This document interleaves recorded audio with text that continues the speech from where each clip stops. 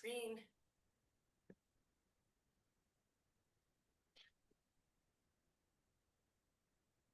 Okay, so welcome everyone. My name is Julie Shields-Rutina, and I am the Director of College Planning, Education, and Training here at MEFA.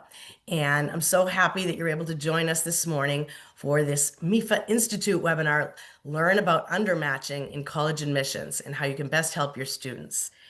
And this morning, before I introduce our presenter, just know that logistics-wise, if you have a question, let's use the Q&A section. We sort of turn off the chat so we're not looking for questions in a couple of different places. And I hope you can stay with us for the whole time. But if you can't, know that we will be sending you the recording tomorrow, so you'll still get to hear this conversation. And if you want to share this with anyone, feel free to do that. If you would like closed captioning, hit the live transcript button and you'll be able to see the words that we're speaking on the screen. And so I am here with Dr. Cicily Shaw, who is Director of College Counseling at Thayer Academy. But you'll learn more about her in the course of her presentation. But Cicily and I have known each other for some time, and I think it's been about a year ago. Did you complete your dissertation a year ago? And so Cicily's dissertation was on this very topic, and she and I have talked a lot about it. And in fact, she did a podcast episode for MEFA at some point. But we've been planning this conversation for some time. So I think this is going to be a really informative morning for all of us. And I think most of you know MEFA, but just so you know, MEFA has been around for a really long time with our mission of helping families plan, save, and pay for college. And this webinar is part of the MEFA Institute, which is our professional development for counselors. And please visit often. We have lots of great topics, and you can receive professional development points for attending these type of webinars. And these are some of the other ways that you can connect with MEFA and on our social media, all kinds of social media handles as well. All right, I am going to get rid of this piece. You can always also call us, email us, small questions, large questions. We really want to be in touch with you and helping you all the way through your year. All right, with that, I am going to stop sharing. And Cicily, let's start this conversation. I'm wondering if we can start it where we should start. Can you talk about what is undermatching, and how does that fit into the higher education landscape today? Yeah, absolutely. Thanks, Julie. I'm excited to be here and to talk about a subject matter that I'm passionate about. Undermatching is basically, let me find an easy definition for it, but it's when students who are academically qualified to apply to certain types of colleges because of their academic performance, actually they don't apply. And there are a lot of factors to why a student doesn't think about the term matching. So they're under matching. They're matching under what their ability, their academic ability is. And there's a lot of factors that I found during my research with my dissertation of why students undermatch. Even in my research, I found that the largest number of students, largest percentage of students that undermatch are low-income students and first-gen students. So National First Gen Day is Saturday. So it's kind of like a timely topic, which I'm excited about. But that's basically what undermatching is. It's when students who could apply somewhere, they're academically qualified to apply, but for some reason, there's several factors why they actually don't. Thank you. And what drew you to this topic? It's an important topic. What drew you to spend a lot of hours doing research and working on this topic?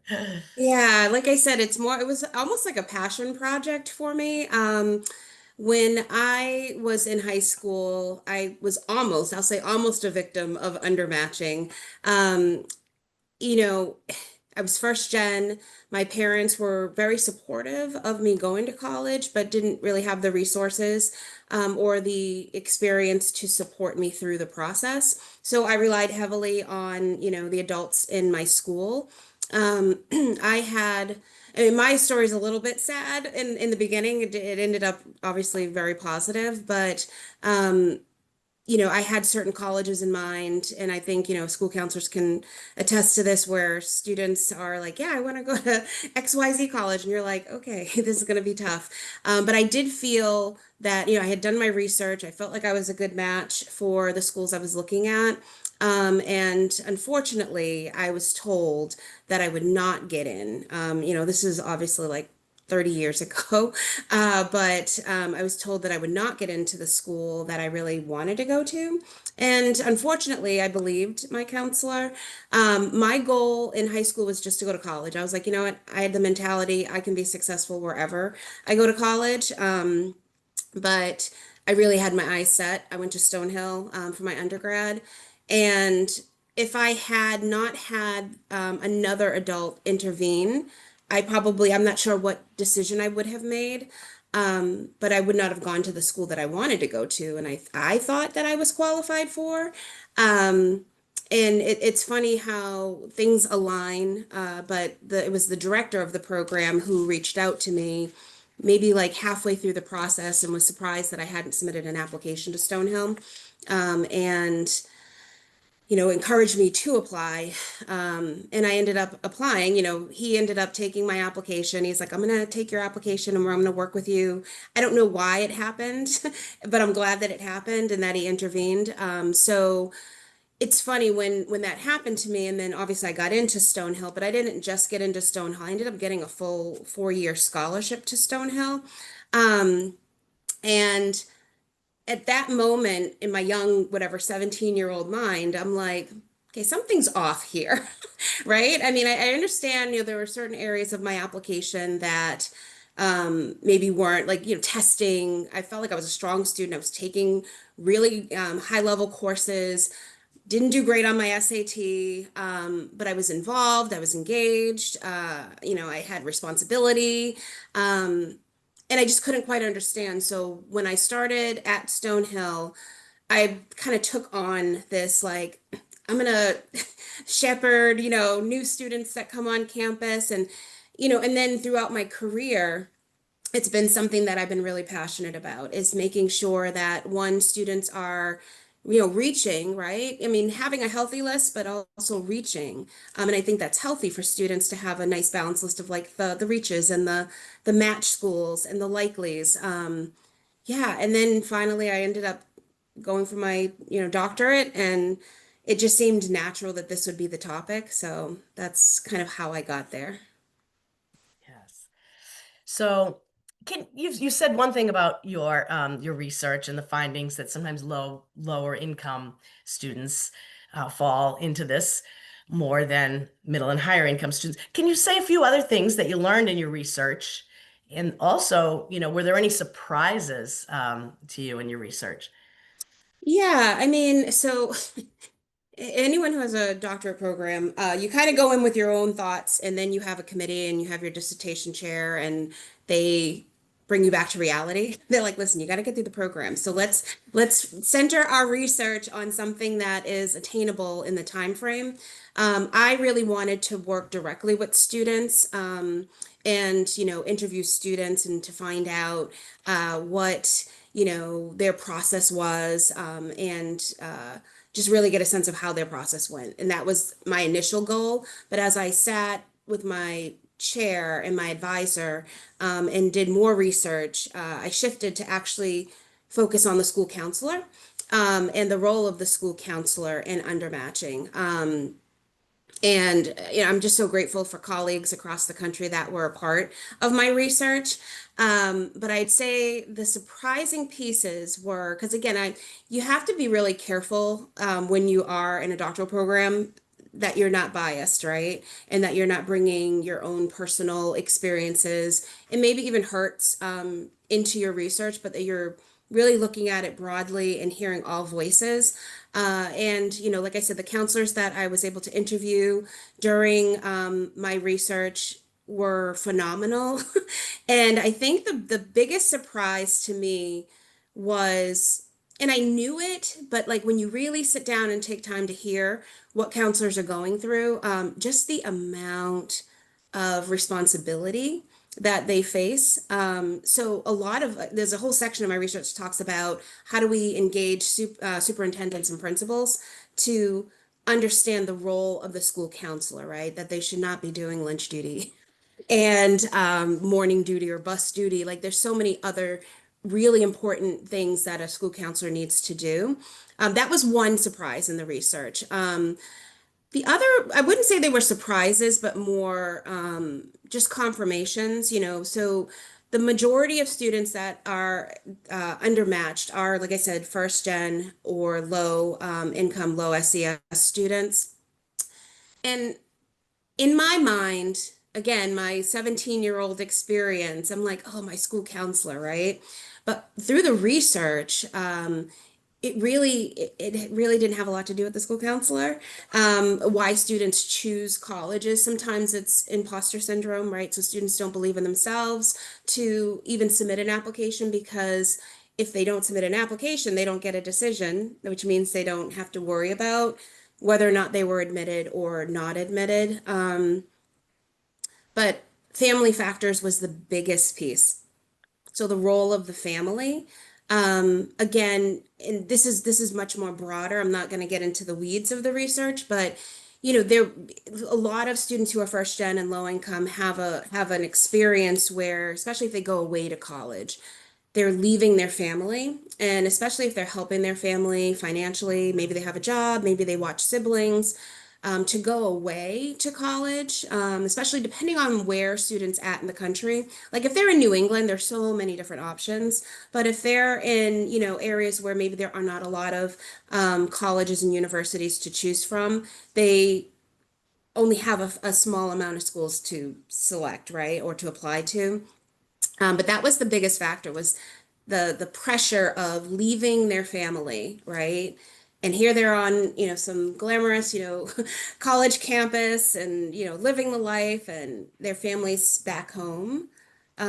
Maybe struggling, I don't want to generalize, but in my research, that is what I found that it had a lot to do with just not wanting to leave family or families maybe not fully understanding because again first gen if the parents haven't gone to college maybe there's not a full understanding of why do you need to go away to college, why can't you just go to the local community college, which there's nothing wrong with community college at all, but the topic we're talking about is undermatching. So yeah, those were I think the biggest surprises to me. So, given that, um, oh, do you have thoughts about what counselors, colleges, parents can do to sort of support this and help some of these students make just maybe they still make the same decisions, but help them really think it through. So maybe students end up in a better match sometimes. Yeah, a couple of things in the research in my research that I found.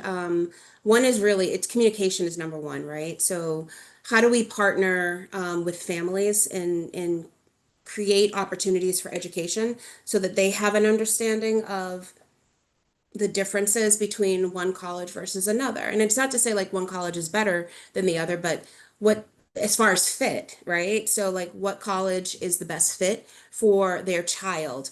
Um, and understanding, there's a lot of talk right now about the cost of college. And I think the conversations I have in the counseling community versus folks who don't do this work, they're like, oh my gosh, who's paying $90,000? Nope, really, hardly anybody's paying $90,000 for college. And the sticker price is insane. But I think a lot of families don't understand the details and, everything behind the nuances, right? Behind financial aid and scholarships and merit and all of that that helps to bring down that sticker price to the net price. So education I think is number one. How do we engage with families? I do understand the challenge that especially my public school peer counselors experience. I do have the luxury of working at a private school. I am a public school product of the public school education, and loved my high school experience, but counselors are overworked, right? So I think education to leadership, those who can actually make the change, superintendents and principals, so that they can understand the role that the school counselor plays. Yes, there's that social emotional piece, but also the career and college planning, and being able to carve out and create space for counselors to do that work. It can't just be, that's 15% of your job. And kids just need to figure it out on their own. Another part that really kind of was highlighted in my research was working with community-based organizations. So again, partnering with folks who kind of are also boots on the ground, but in a different kind of way, where students are involved or engaged in activities outside of school. They've created relationships. A lot of these CBOs have created relationships with the families in a different way that sometimes as a school counselor, you don't always have the luxury of creating those relationships. So if we partner together to kind of make sure that parents are educated, students are educated and encouraged, leadership is educated so they know I need more time in order to be able to, execute this programming successfully so that our students are successful in the college process. Yeah, those are some of the things I would recommend. Yes. I'm sure you have a lot of agreement among the group here as well. Okay. I'm going to ask one more question. Then I do want you all to put in some of your questions as well. But so, at MEFA, we have lots of financial conversations with families. And, one thing you said, I think is really important that for high achieving students, um, lots of times they don't know that even at some of these very competitive, sometimes the most competitive colleges, um, students who are low income, high achieving can get amazing financial aid. So, Yeah. I mean, that's fabulous. That being said, though, there are students who are high achieving who may apply to some reach schools and then some schools um, that are a little more what's the word I want to use that they are sure they're going to get into. Um, and sometimes the way financial aid works, students could get a much better financial aid package at a college that was less of a reach and more, where they were sort of in the top of the class Yeah. of this school that's a little less competitive. And given that money is such an important topic with all of this, um, that can be hard for families to take that. So what are some thoughts you have about that piece? Yeah, and that's always a hard piece. And I think, counselors on the call can probably agree with this. When we help, at least at Thayer, we help students craft a list. We don't do the list for them. That's not our job. We really want students to engage with the process. But we try to think about when we don't think of just like a balanced list as, okay, yeah, you can get into that school, but like, can you afford to go to that school as well, right? So it's great that you've gotten in, but if you can't afford it, then that's a whole nother like hurdle to get over. And it's hard to watch students get into schools that they have been wanting to get into forever, and then the financial aid doesn't work out. So I do think in those cases it's important to that students are creating a list of schools that are realistic both academically and financially. And then maybe they can challenge or push themselves by applying to honors programs, right? So they, in their mind, they may say, oh, this school is a little bit, it's not as competitive as I want it to be, but they can create opportunities on campus where they can get that experience. So I feel like that's kind of part of the responsibility of a school counselor is to help students and families really dig what I always say is my term to all my students, dig deep, dig deep into the research and really look at the opportunities. I can give you an example. I had a student at a former school who had, their mind set on a very specific college. They got in And the financial aid was outrageous, and the parents were calling me like, what should we do? And I'm like, this is your child. I can't tell you how to parent and in the decision that you need to make for your family.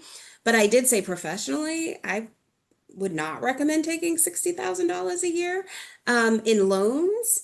Um, and sometimes students don't quite understand, or they don't understand the reality of what paying for college means. The student was like, I'll just get a job. I'm like, no, no, $60,000 a year times four.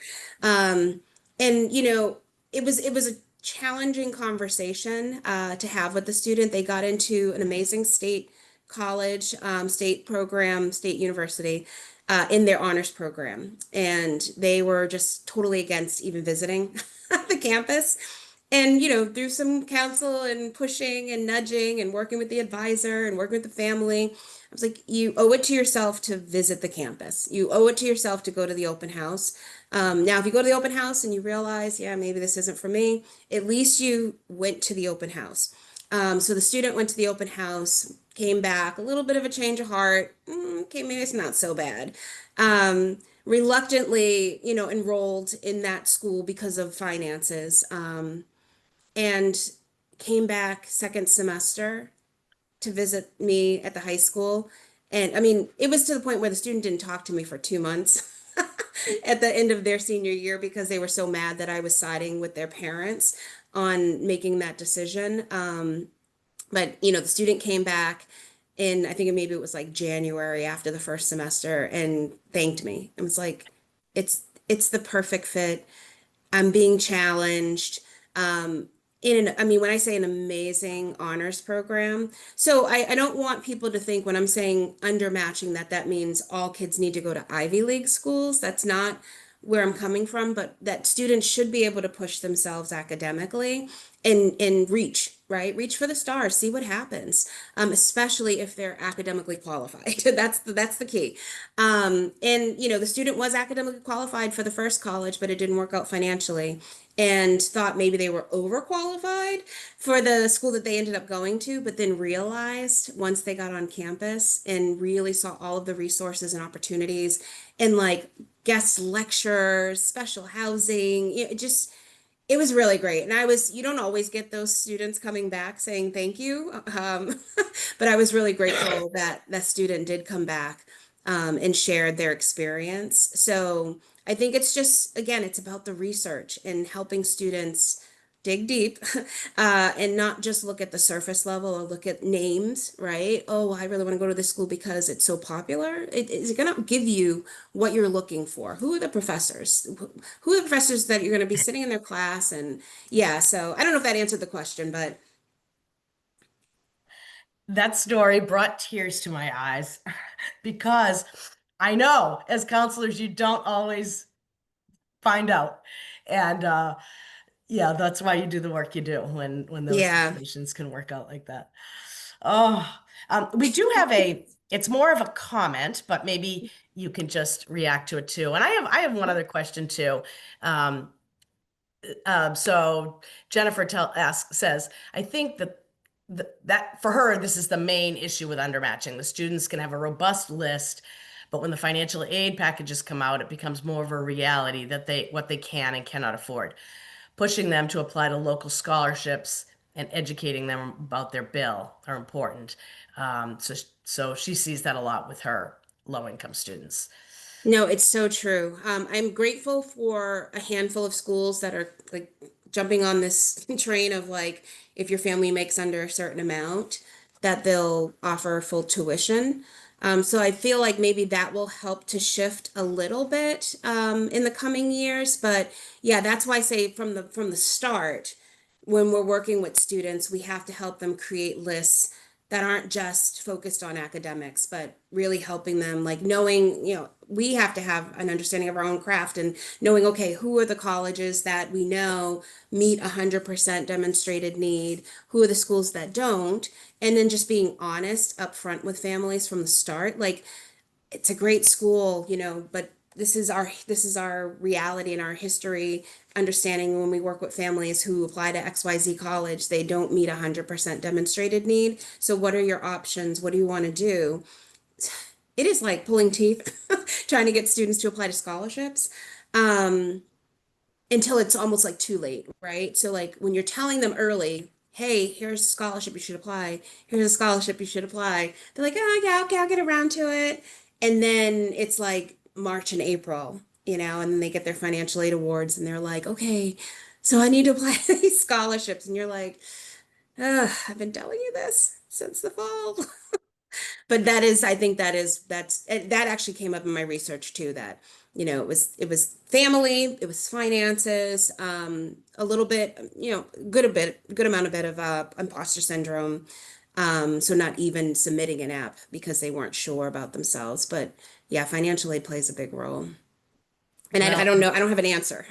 yeah, but what you just Yeah, described uh, reinforces for me the value in this college counseling that all of you experienced counselors are able to provide. And what you said from the beginning, having the time to be able to do that with more students. And it also reinforces for me the work that MEFA is doing because we absolutely. see, each year a new group of seniors who it continues to surprise me. I've been doing this work for 30 years, how little the general public knows about financial aid and these nuances and what's available and what isn't. And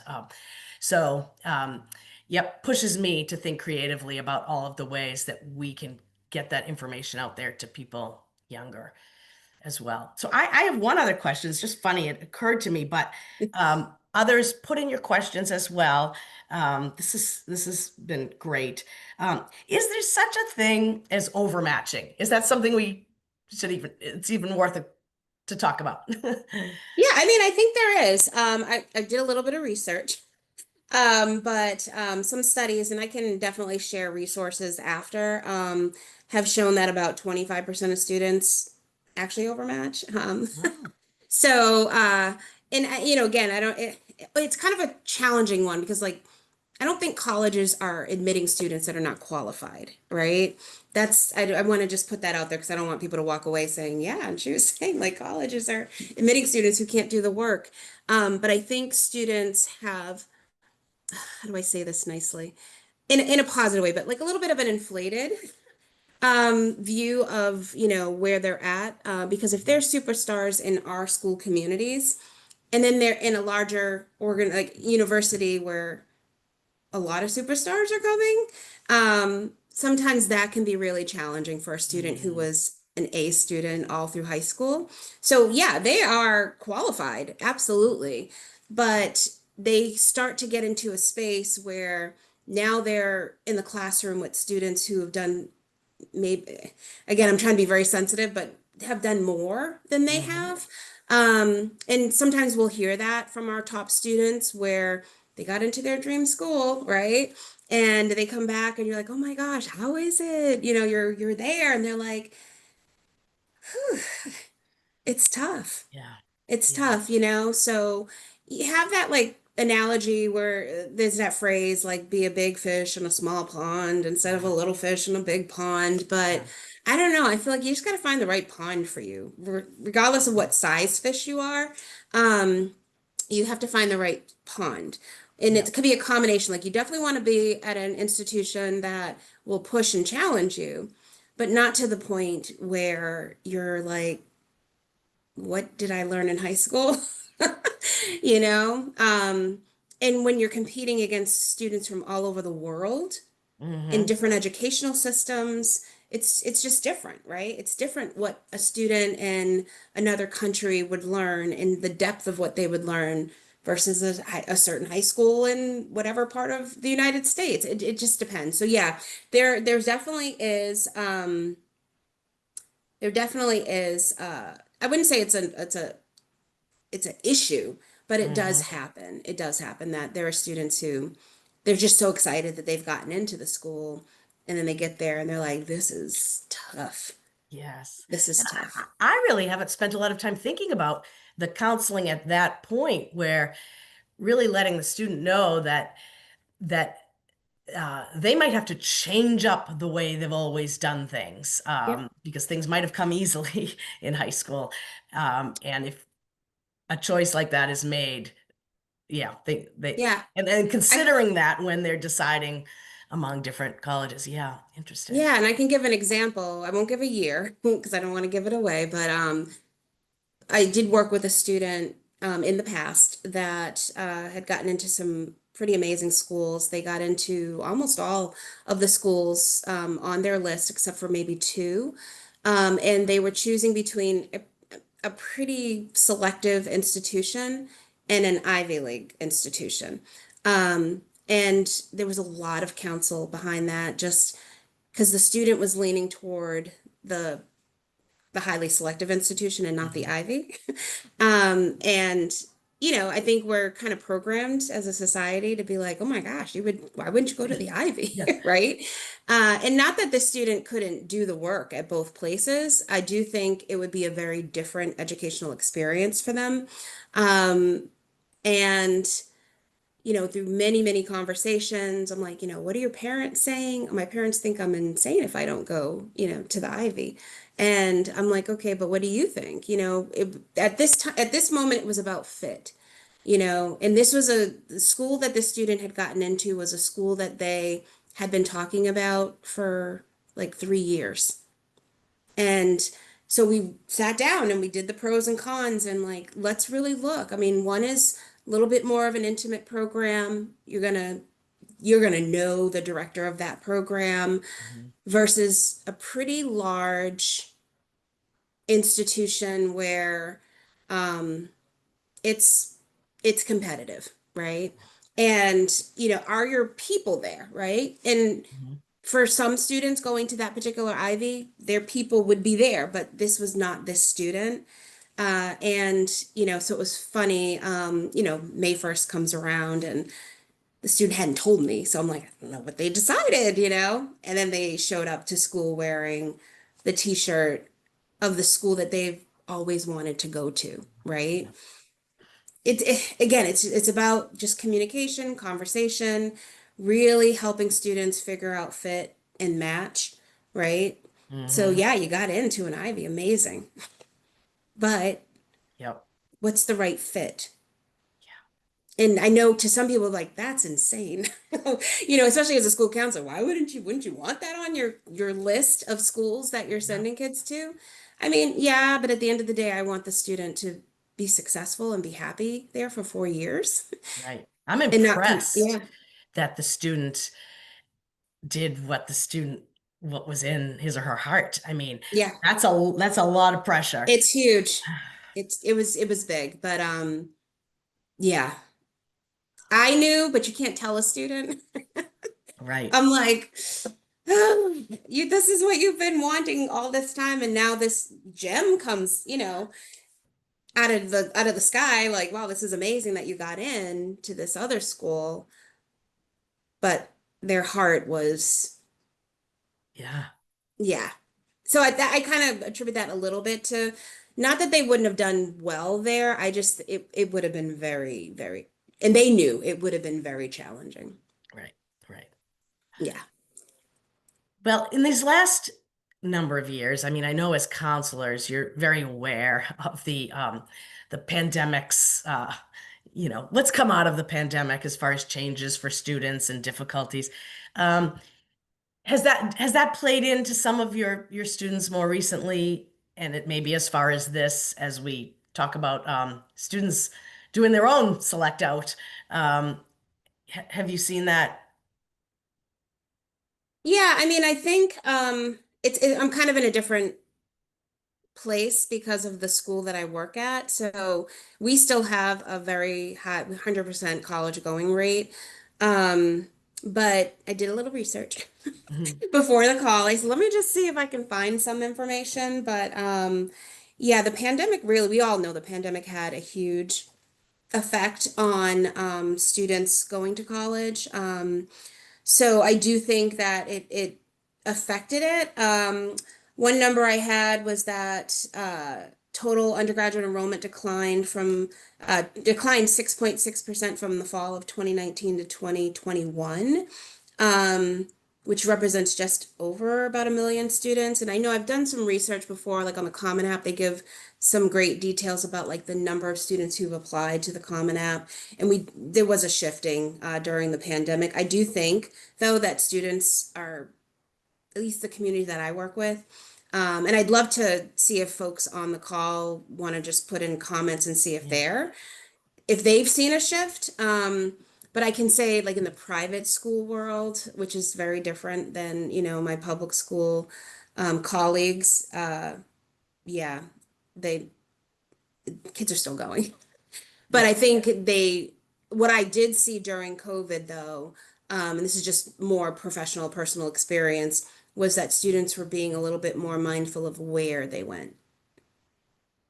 Okay. So I saw a lot of students at my previous school, because that's when the pandemic hit. I was at another school, really choosing more local schools that they could get home to very quickly because they saw what happened. And it was part of our talking point too when we were counseling families of like, how did colleges respond when COVID hit? Um, Granted, nobody knew how to handle anything, and I don't want to blame colleges, but there were some, you know, headlines that were just like campus is closed, and so it just felt like if there were a crisis, if there were an emergency, how could you get home? How could you? So those were conversations, and I've always had those conversations, but we never had a pandemic, right? So now that the students had lived through it or were living through it at the time, that was definitely a factor. So I saw personally as a counselor, I did see students not going as far away, maybe a car ride versus a plane ride, somewhere where they could get home very quickly if they needed to. Or if they had family in the area, right? That they had a place to go to if something happened and they needed to get off campus quickly. I do feel like that's shifting away now. Kids are like everywhere. Yeah, the Yeah. South is big. Oh my gosh, the South Yeah. is big. And I wonder if that's also a product of the pandemic, is that kids want that fun and big and raw and right. They just want that, what maybe they in their mind have envisioned to be the college experience. Hmm. Um, so yeah, and I hope in the next few years we'll see a shift back to the liberal arts. But yeah, I do think that not so much undermatching as far as what we're talking about today, but I have seen shifting from the pandemic. Yeah. Well, I'll just ask, are there any other questions from attendees? Put them in the Q&A and we'll get the last couple of minutes of Cicily's expertise here. In the meantime, while I'm giving people a chance to write in if they would you like to share anything about where people could read about your research or anything people could do going forward? Yeah. Yeah, sure. So I'm on ProQuest.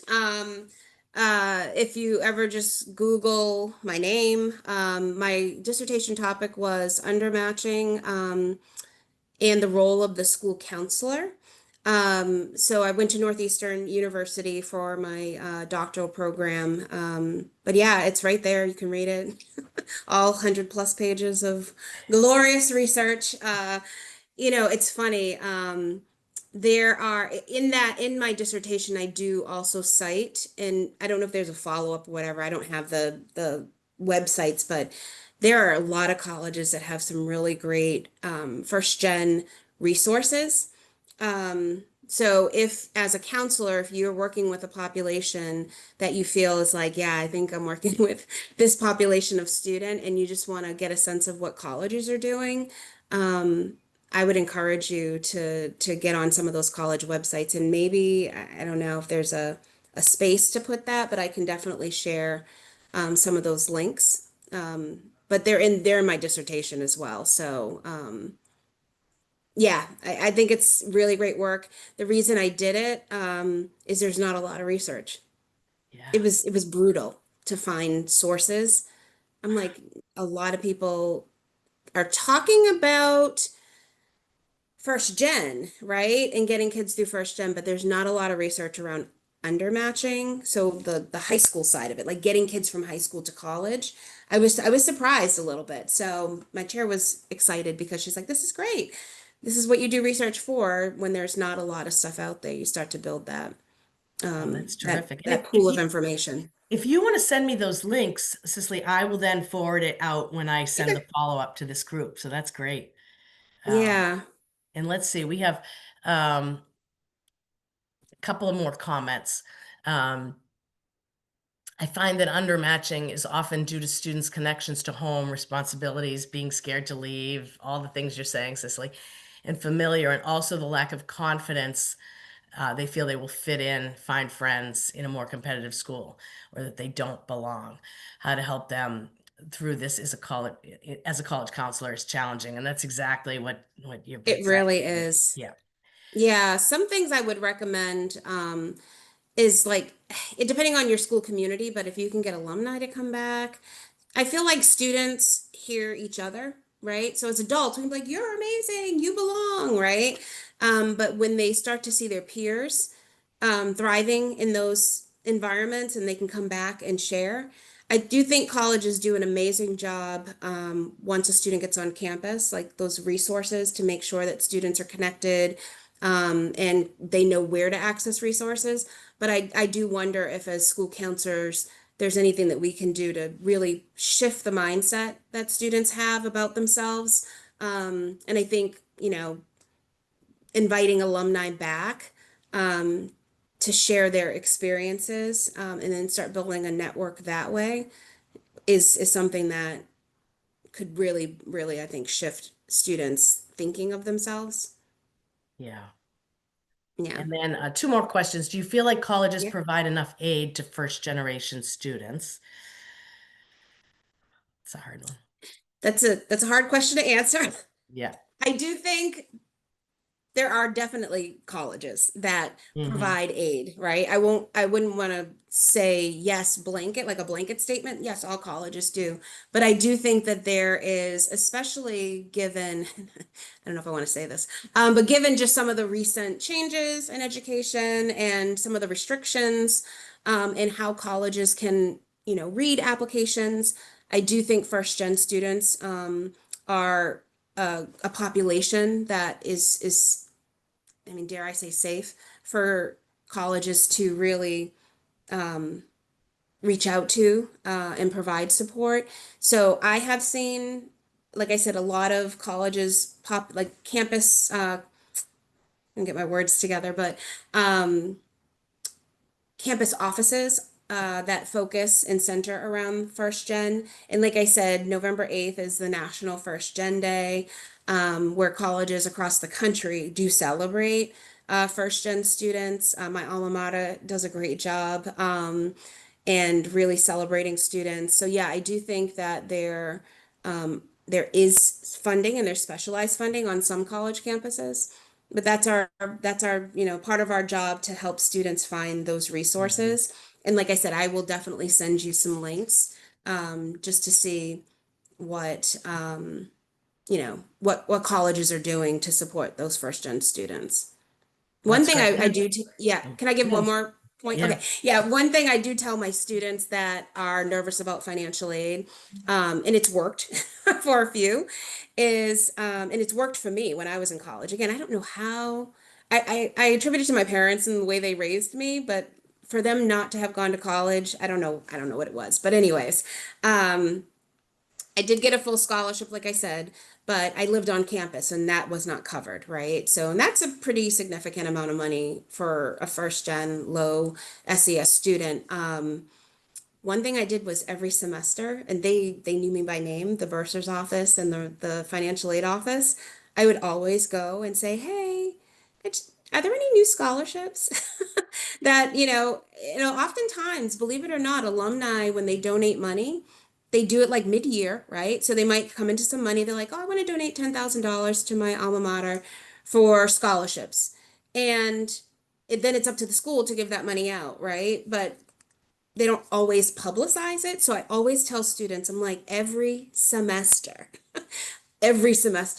make yourself known, right? Befriend the registrar, the bursar, the financial aid office, and go and ask. Just ask. You'd be surprised. That I was on a first name basis with our bursar, and she would email me and be like, well, call me because email didn't really quite exist when I was in college, but she would reach out to me and she's like, hey, we just got this $2,500 scholarship application if you want to come in and fill it out. And that's how I was able to fund my housing. So if you're feeling like, okay, you have this first gen kid, again, it's about just educating the student and equipping them with the resources. So once they're on that college campus, they know who to go to, who to ask.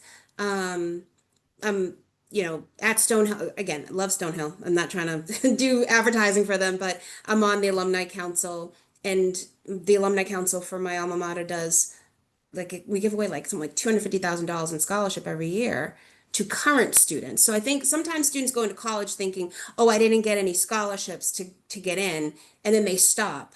And we have to educate our students that no, no, no, the scholarship search doesn't stop once you are a freshman. You can continue to do that research and ask the college, whoever in the university that you would need to ask, what other types of financial aid resources are there. So I would encourage that.